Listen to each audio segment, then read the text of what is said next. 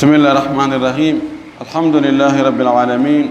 وصلى الله وسلم وبارك على نبيه الأمين وعلى آله وصحبه ومن تبعهم بإحسان واستنى بسنتهم وسلك طريقهم إلى يوم الدين اللهم لا علم لنا إلا ما علمتنا إنك أنت العليم الحكيم اللهم علمنا ما ينفعنا وانفعنا بما علمتنا وزدنا علما اللهم اجعل علمنا حجة لنا لا حجة علينا رب اشرح لي صدري ويسر لي أمري واحلل عقدة من لساني يفقه قولي قال المؤلف رحمه الله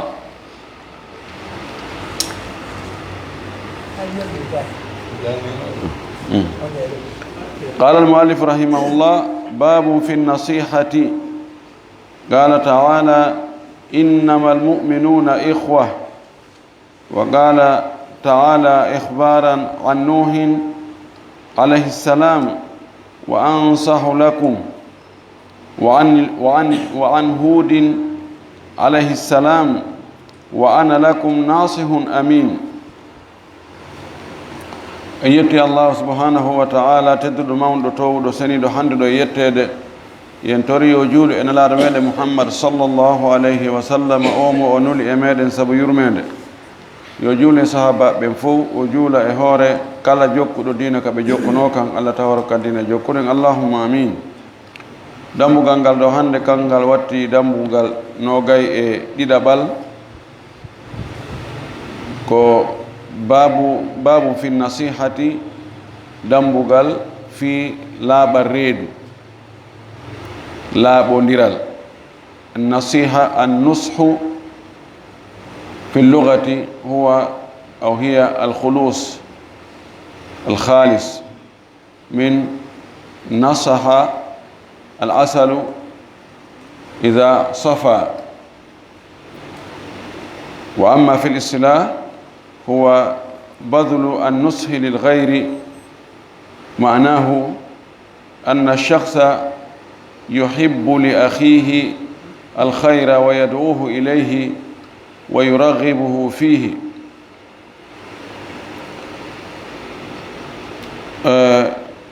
walli fiiɗon ɗo yo allahu yurmingen yurminamo waddingal dambugal ɗo babun fi nasihati dambugal fi laaɓal reedu ko woni laaɓal reedu faanda ɗum ko yiɗangol siɗɗo mum on moƴƴereji ɗin fuu ɗi tawata kañum tigi no yiɗi ɗi ko faalaɗa kon tawaɗa faalana ɗum siɗɗo ma julɗo on laɓɓinanamo ɓernde ma nden laɓɓinanamo giggol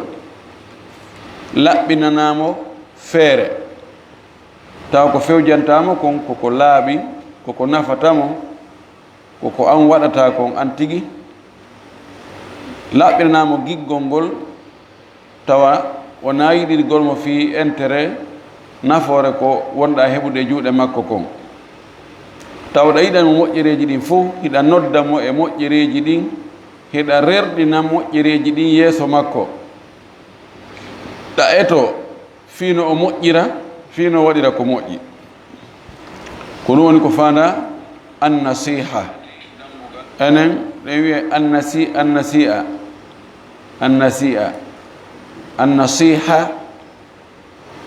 annasihatu ɗum ko haala arabu annasihatu enen ɗa en waɗi pular en wayliti toon konnguɗi e karfeje goo ɗo woni annasiha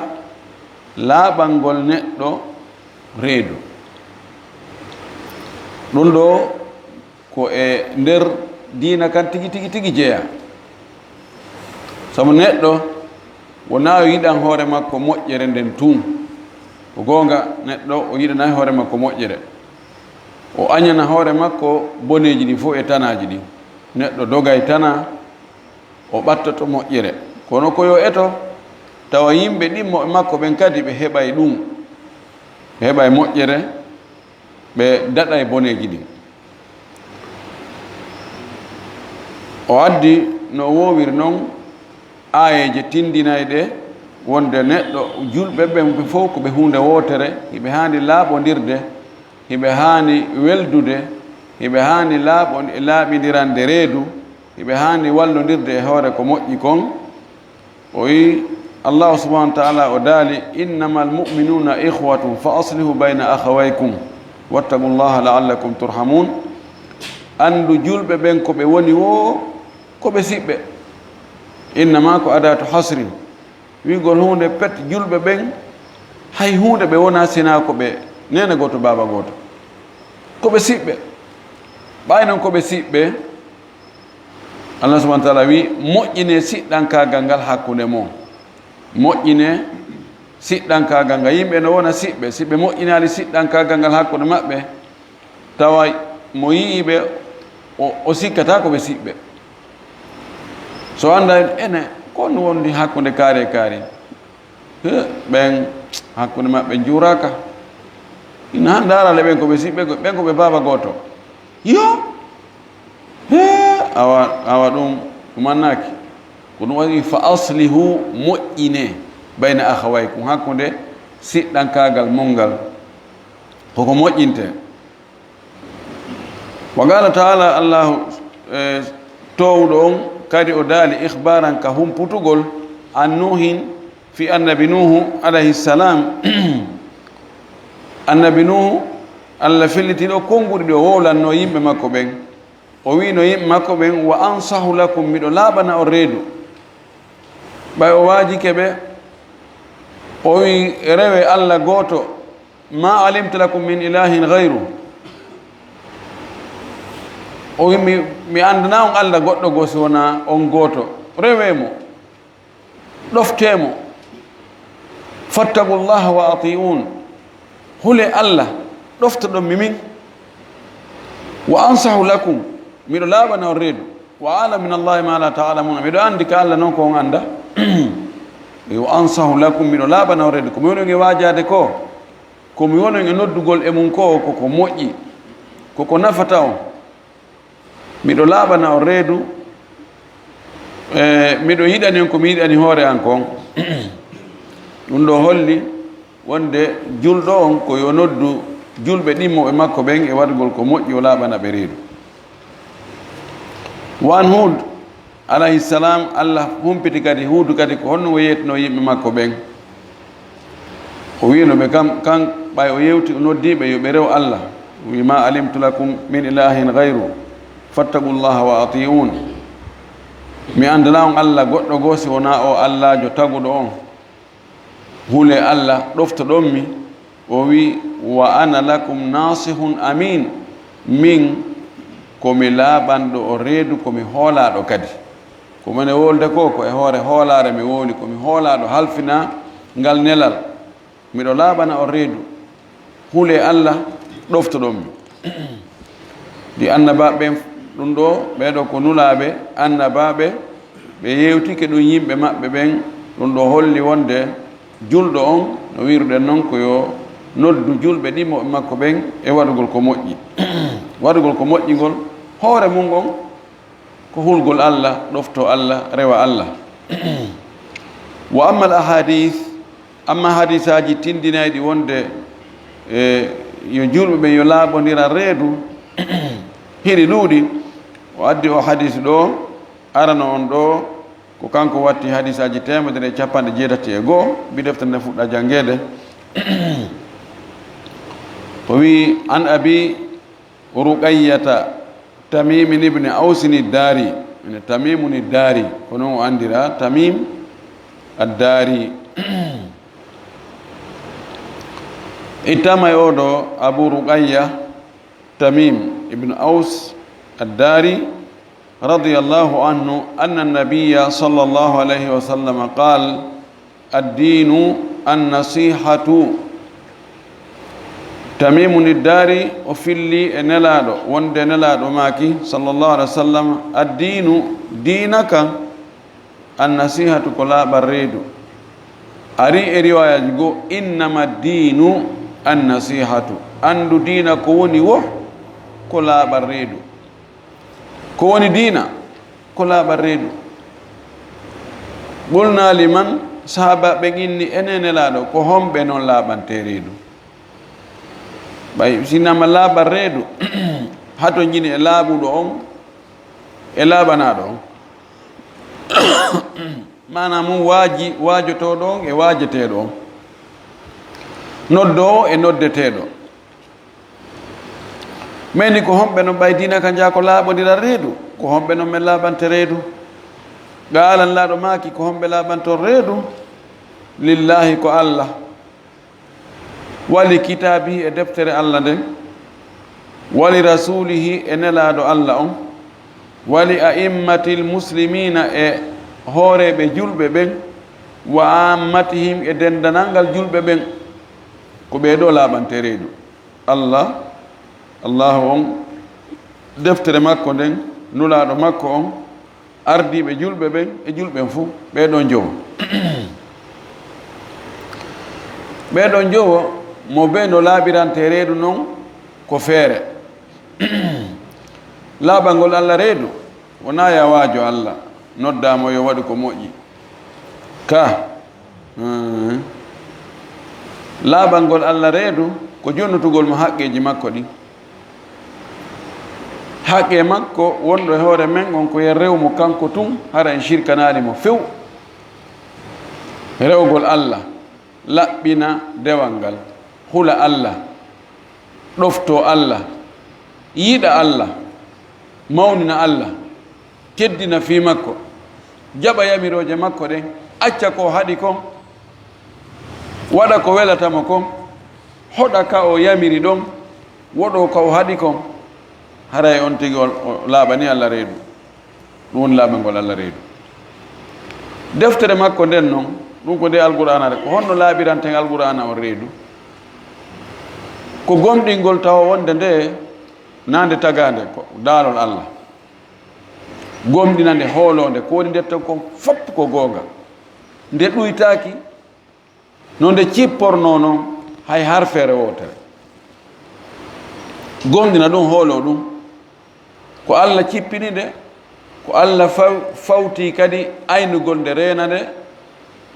nde majjata nde mulata nde ɓeydetake nde ɗuytitake gomɗina hoolo wonde ko goonga tun woni e mayre ko peewal tun woni e mayre ko moƴƴere tun woni e mayre feƴƴi ɗon noon janngande kadi si tawi an e alqur'ana fayda ka suumaye ka wandi ɗon e suumaye ko ha kadi suumaye arta hare ala ɓanani alqur'ana reedu ko ya janngu alqur'ana on sowno o sowno sa janngi harfere wotere a jogii baraji 10 janngande duumuda e mayre laaɗo maaki iqra alqur'ana fa innahu yati yawma alqiyamati shafi'an li ashabihi jannge alqur'ana nde ara e ñande dargal nde tefanay wondunoɓe e mayre ɓen ka janngol e ka huutorgol jannginande yimɓe ɓen kadi si a waawi laaɗo maaki hayrukum man ta'allama alqur'ana wa allamahu ko ɓuri moƴƴude e mon onon fof ko jannguɗo alqur'ana ha waawi yiltino jannginde yimɓe ɓen on tumati noon gollitirande nodda yimɓe ɓen yoɓe gollitirnde teddinande mawninande nde wona ardindema hara kayre yamirte si yamirore i rewri alqur'ana on a tawile ɗum ɗo an tiguiɗa tawa e ɗum ɗo gollitira si haɗore rewi alqur'ana tawi an tigui ɗum ɗo no concerne ma acca ko ɗum waɗi abdoullah ibne masud o innayno sa anani ko alqur'an no wiye ya ayuha alladina amanu hey kono yo julɓe anani qur'an no wiya ɗum hey kono yo julɓe fa ara ha sam'ak tuɗu noppi ma ɗi ko an fanda fa imma amrun tumaru bihi wa imma nahyun tunha an ko heedi ɗon ko sinama ya ayuha alladina amanu hey kono yo julɓe ko yamirore arta ɗo yeeso ɗon waɗe hunde kaari ma ko haɗugol acce hunde kaari nani si a waɗi ɗum ɗo hare a laaɓani alqur'ana on reedu amma nulaaɗo allah on laaɓangol mo reedu ko gomɗingol taw wonde hoolo pellet nelaaɗo ko allah tigi neli mo yiɗamo ɓuri ko yiɗɗa wonkimaki ɓuri ko yiɗɗa ɓeygu ma e mawɓe ma ɓen e ɓiɓɓe ma ɓen e weldiɓe ma ɓen fuu si tawi inde makko wowlama juula e makko si o yamirore iwri e makko jaɓa hutora si o haɗi acca few yiɗa ko o yiɗuno kon yiɗa ɓe o yiɗunoɓen jokka ko o jokkuno kon diina ko o jokkuno o tampi fi muɗum waɗi ha o raɗa o yaltina makka o dogi o yaari madina o waɗi guereji ko waɗi kon fop kan dina ɗon an kadi ɗum ɗon wona objectif maɗa fi yangargol kan dina ɗon an kadi si a waɗi ɗum ɗo haray a laaɓani nelaɗo on sallllahu alih wa sallam reedu jeyaka e laaɓalngol nelaɗo reedu nelaɗo makane inna haami ndaara inne ɗo ko hadisi selluɗo de nelaɗo no maaki ɗum ɗo on andino onon ko woni o ko sattingol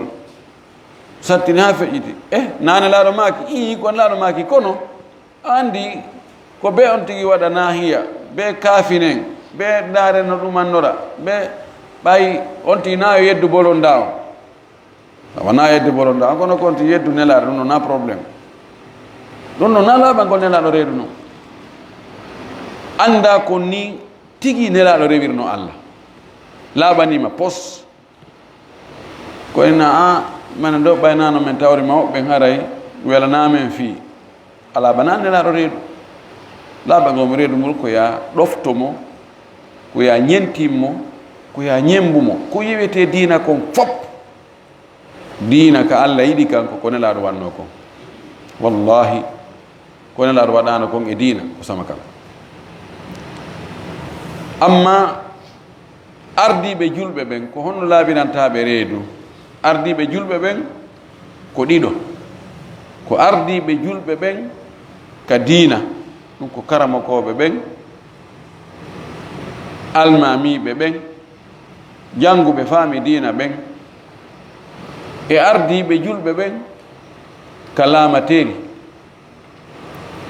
ɓeɗo no jogi haqqe e hoore ma ko ya laaɓan ɓe laaɓangol ɓe reedu si ɓe yamiri ko moƴƴi ko ya waɗu si ɓe haɗi ko boni ko ya accu no Allah waɗiri yimɓe ɓen noon ko ɓe wona ardiɓe e ardaɓe fof feppata tawa no fota ter ka malaikaɓe kamɓe fayde ardiɗo ala e ardaɗo ɓe fof ko nokku gotu ɓe ƴetta yamirore nden kono ene nanon ko ɗowoɓe e soggoɓe ɗowoɓe e ɗoweteɓe alhaali yimɓe ɓe moƴƴata mukko goɗɗo ɗo waali wonali yeeso waɗe acce alhaali yimɓe moƴƴata mukko si tawi on ardiɗo wi o waɗe acce tawi na moƴƴo na laaɓanɗo ɓe o ardiɓen reedu tawi ko yamirta kon na ko moƴƴi ko arda kon na ko boni haray alhaali maɓɓe moƴƴali few alhaali yimɓe ɓe moƴƴata mukko si ɓe heeɓi ardiɗo yamiro ko moƴƴi haɗay ɗo ko boni si tawi ɓe ɗoftatako few ko be wona taw ardiɓe ɓen no laaɓani ardaɓe ɓen reedu no yamira ko moƴƴi no haɗa ko boni ardaɓe ɓen kadi no ɗofti no nani waɗe awa men waɗay acce men acci sa moƴƴata o koni goɗɗo arno tawi sayyidina ali radiallahu taala anhu o inni he ali min famali ndu mouradu ma gila laamiɗa ponso pansa on no ɗuuɗi guereji ɗi no ɗuuɗi piroji ɗi hakkude julɓe no ɗuuɗi opposant ɓe ma ɓe gan no ɗuuɗi ha woni tun guerewi tun jarrabuyen fewndo aboubacry no deƴƴu no hokku no moƴƴi fewndo omaru men fewndo ousmane men saydna omar ali wi ko gonga ma pellet ko waɗi fewndo aboubacry deƴƴi moƴƴi feewi e fewndo omar e fewndo ousmane ko ɓen wonno ɓen ardiɓe ɓen ko sifa am min wonno ardaɓe ɓen woni ɗowaɓe ɓen min ko haɗi feewa ko sifa am min ardi ko sifa ma arda say moƴƴata o ardiɓe ɓen feeway ardaɓe ɓen ɗofto si ardiɓe ɓen feewi ardaɓe ɓen ɗoftaki marsata o wi ko ɗum haɗe min ko ɗum wasi ponso pensam ɓay fewndo ɓeya ko mais sifa an wonno citoyen ɓe ɓen fewndo an ko sifa ma woni citoyen ɓe ɓen ko honno marsata o fanki tawi ko e yimɓe bomɓe ka finde bomɓe ka jikku ɓe wela ardade ko on landimo ngal landal tawi jabawol ngol ko ha ɗon dan laaɓal ngol ardiɓe ɓen ardiɓe julɓe ɓe reedu wona yagol to wolnaɓe ko welataɓe kon wolnaɓe intérêt ji muɗum ko wolangol ɓe gonga kan ko nafata fof kon nafoore kafande hara hulali si mi woni ɗum ɗo no gasa ɓe ittalan ka poste gasi mi woni ɗum ɗo ɓe seytinanaylan hara hande kadi intérêt ji ɗi mi wonno heɓde juuɗe maɓɓe ɗi mi heɓatande kadi joni aɗa yo fanko hani tertota nangta même min probléme ji ma so ñeñini hawri toon wona e soɗodirgol juuɗe awa ɗo hara e men non men ɗum ɗo hara no andi na ko nafata few ma si woni diseneteɗo woni ko ardiɓen ka dinam woni ko ardiɓen ka dawlas si landama ko on ko andi ɗum ɗo no wela wona wonɗo e disinade on ko ɗum wowlata na ko nafata kon na ɗum ɗon dey o wi laaɓal ngol ardiɓe ɓe reedu nde wonno si neɗɗo ardike si tawi ko yo feewu Allah wurtanaye mo waajotoɓe mo fewjanaɓe mo feere moƴƴere walla mo kadi anden feere moƴƴere nde gollitire laano maaki si Allah muyani lanɗo moƴƴere o ɓanna e takko makko diisodirteɓe ani holleteɓe gundo diisodire hara ko moƴƴuɓe tindinaɓe mo moƴƴere nden wallitomo kadi ha moƴƴere nden nde golle haɗa e mo ko boni daro ha ɗum kadi hara waɗali si o muyanimo bone o ɓanna takko makko naafigi tu taw ko fewjatamo kon koko boni tum si o diisinikeɓe ko pehe bonɗe toon o addantaɓe ɓe addantamo ɓe wallamo kadi ha ɗum tabita no gerori wo wallahu mustaan o wi wa ammatin e julɓe ɓen fopp kadi ɗon gonti laaɓana julɓe ɓen fopp reedu laaɓal ngol julɓe ɓen fopp reedu kala julɗo mo yiɗa no waɗa ko moƴƴi taw heɗa welti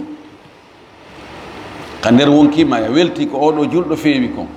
ko o waɗi ko moƴƴi kon encourage du'anomo tawa na añalngol mum tawa no haami no moni kan ɓernde mum ga sago mum nayi julɗo no heɓi goɗɗum nayi julɗo no hetti nayi julɗo no ɓuttini nayi julɗo no heɓi jawdi no heɓi cellal no heɓi teddungal no heɓi laamu no heɓi gandal no ɓanti sago mum na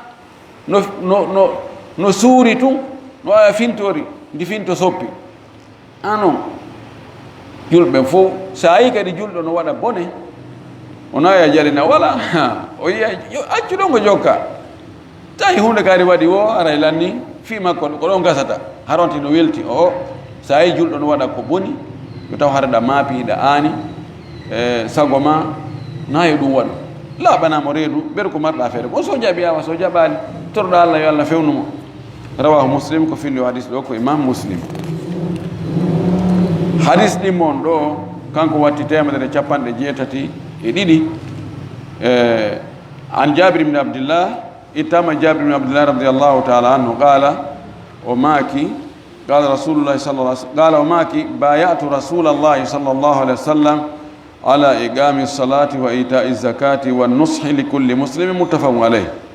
jabir ibn abdillah o inni mi ƴettidi e nelaɗo aadi bayatu rasulallahi mubaya'a ko haldi fotti ko ƴettuɗugol aadi min e nelaɗo Allah min ƴettidi aadi e hoore honɗum e hoore ala iqami salati koye mi ñinnu julde mi darato mi juulay julde nden fewndo wagtu mayre on e nokku kande juuleteɗon eno nde hana juulirede noon e hana ɗo juulanede on ɗum ɗo mi ƴetti engagement yeeso nelaɗo wa itai zakati e ittugo zakka mi ittai zakka si mi heɓi jawdi ndi zakka waɗɗi e muɗum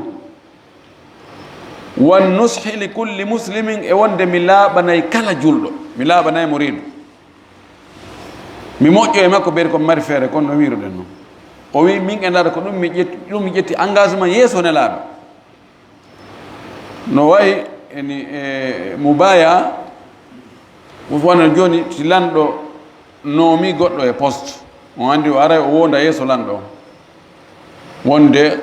ko halfina ɗo ko o teddinay fii ɗum o gollitiray o waɗay ko mari feere kon fof fii ko halfina kon hara bonaali o waɗay ɗum ɗo waɗay ɗum ɗa hay si huwoytaaki kono wonata ka yeeso caméra ɗon ka kono wiyete mo baya ƴettugol engagement yeeso laamiɗo ɗum o wi mi ari min ene laaɗo mi waɗi mo baya hari on tumati ko ti ad jogo nelaaɗo junngo ngon inna mi ƴettanima aadi mi ɗoftotoma mi yiɗete ko Allah yamiri kon fof yottinɗa mi waɗay ko yamirɗami kon fof mi waɗay ko haɗɗami kon fof mi accay o wino jeeya ko min ƴettidi aadi kon ko wonde nde julde mi ñiiɓa e mayre zakka o mi ittay mi laaɓanay kala julɗo hadis hakkitiɗon ɗo kanko woni tammo kanko wati 183 an anasin radiallahu anhu ani nabiyi sallllahu alih wa sallam qal la yuminu ahadukum hatta yuhibba li akhihi ma yuhibbu li nafsihi muttafaqun alayh anas o itti ene laaɗo wonde nulaaɗo allah sallllahu alih wa sallam maaki la yuminu ahadukum gomɗinta goɗɗo e moɗon gomɗinta wonata julɗo gomɗinɗo tigi tigiijo hatta ha yuhibba li akhihi o yiɗana siɗɗo makko julɗo on ma konko tawata yuhibbu li nafsihi mo yiɗani hoore makko kanko tigi moƴƴereji ɗi o yiɗani hoore makko ɗi ko o yiɗana ɗin ɗon siɓɓe makko julɓen si o wona julɗo tigi tigiijo on ɗo wallahu almustaan wallahu almustaan dan wonowo julɗo tigi tigi ko hombo ko tawata kala moƴƴere nde o yiɗani hoore makko tawa mo yiɗi e julɓen kadi heɓu ɗum julɓen sikko ni wawno harayno adna on fof woni no julɓe kono wallahu almustaan torki Allah yo Allah waɗu en ɗum ɗo tawde yiɗani julɓe ɗimmoɓe men ɓen ko yiɗande hoore makko e moƴƴereji ɗin iɗen añani ɓe kadi boneji ɗi añande hoore men ɗin wa akhiru dawana alhamdulillah rabbil alamin wa sallallahu wa sallam wa baraka ala nabiyyihi amin cheikh on ɗo woɓe mari lande ɗiɗi important jeti hejjay sinat moɗen ɗe kikiɗe ka wajisi lande ɗiɗi si tawi tan on no yaaji sinat waɗen ɗe kikiɗe sagata landi tan on yaaji ko yimɓe ɓen ɓuri tan yaaja gonɗo Europe handude kala ko mbaɗi ni ɗum no defino yaara jono yandu newi o yehi o ande noon ko tawle hono ñawlino noon ɗum kala ko mbaɗi ni ko ɓe haalduno ko yoɓɓol avance jono ñalli ko yoɓɓol konko heddi ɗummangal so goɗɗo heɓini goɗɗo jiwon bo bonno ko tamine ni ƴellino heddi ɗum tan ɗo tubal on mbow noddamo lando noddamo lando fiyo habaru bowo i hompitao ɓeɗo ko landi o joni goɗɗo o haalda e karama ko batinijo karama ko ɓe yettesoɓe ɓen ɓe haalda yo wallumo fiino yaara Europe karama kojo on waɗa ko watta kon ɓe haalda noon ko yo waɗu avance goɗɗum si laatoyke ko lutti kon o yoɓoya kono hara o hewtoyi o yoɓa avance ko ɓe haaldi kon o ya waɗa kata mum on feppodira e koddori e Allah o yaha o hewta Europe joni noon o golla toon o heɓa himo haalduno noon e oya o andoya noon e jaka karama ko batini yahatake ka muɗum jaka ɗum ko bone joni noon ko ɓe haalduno mbuuɗi luttunoɗi ɗin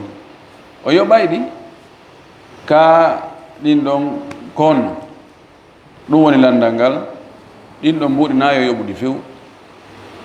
o andi aadi hunnetedi ko siko aadi dagiidi si joni en farli goɗɗo e jiwo ɓe haalda joni ko ɓe waɗa ko boni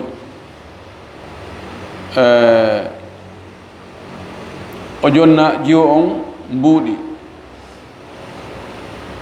ɓe haalda innen ɓe haalda ko o jonnama joni on 1 million ɓe haalda ko ɓe waɗu ko boni laabi 5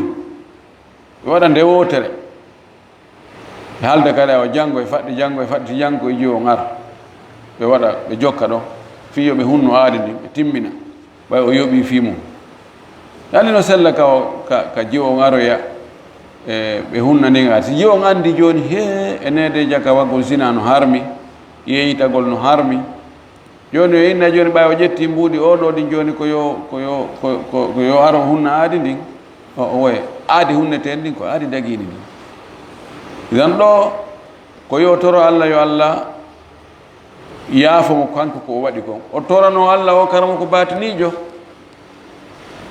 yo Allah añimo ɗum yo Allah accintinmo ɗum ɗum woni joddi ndi ko toranamo ngol mo Allah yo Allah fewnumo yo Allah accintinmo konko harmi ɗon wallahi karamo ko batiniyagal koko harmi ete o naa ko karamo ko batiniijo on waɗi kon waɗi o yahi yande yahuɓe Europe ɓen fof ko karmo ko batini walli ɓe yehi wona karmo ko batini fof walli ɓe fof ɓe yehi itan feppodir ko waafo ɓende ko waafagal qadar feppodir e koddori e Allah no woɗɗoɓe karmo ko batini yangi haronki waɗi ko windiri hay honɗum nde kono laataki few andi karmo ko batini on hiɓe boni toujours ferore ne yanta hoore maɓɓe kono waɗi ɓe adda e woɗaji ha tawata pelletti be goɗɗo nge muɗum wottinoya si ronki marché non ko a wanno hunde kaari ɗon ɗon noon karama koye mi heɓano feere wala ko ɗum haɗi ko ɗum bonnirɗa a bonni fenande no heewi ɓe karama ko batni ñaamiɗo jawle muɗum ɗo ha tawa hay fos hunde ko marché ala idan ɗum ɗo nayo hunnu few yo toro Allah yo Allah few noon karama ko batinijo accintinnamo ɗin piije bon landal ɗimmal ngal ngal ɗon sakkiti ɗo ko goɗɗo o jatodiri e debbo ha o heɓinimo ɓawa heɓinimo bobo on nattira ka dewol joni noon yalli no sella ka o nodda o lando fi alhaali on bobo lando ko on no wa'animo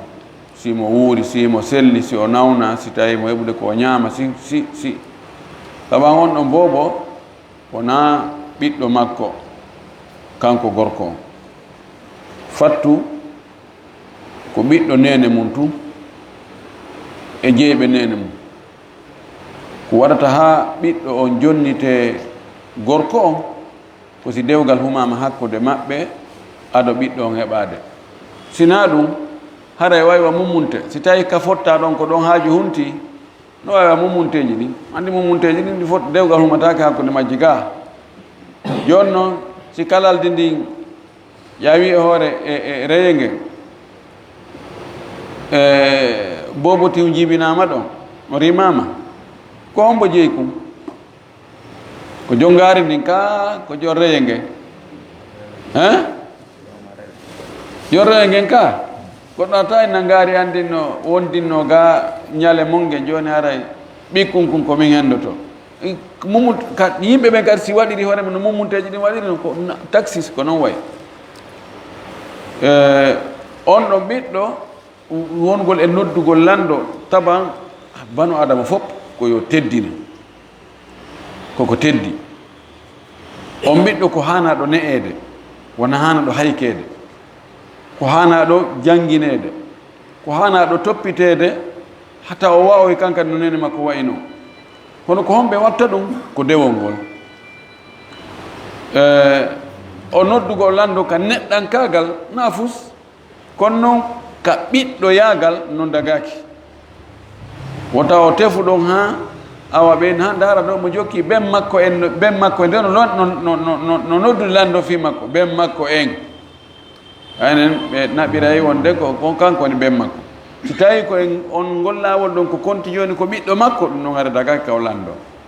tawi noon ko landagol to fi ɓiɗɗo adama ɗum hara ella ala mo wawi landade min todi Allah yo Allah hawrinen e sawaba o danda en waggol sifa ɗin e jarraboyeji wa akhiru dawana an alhamdulillah rabbil alamin wa sallallahu wa sallam wa baraka ala nabiyyihi amin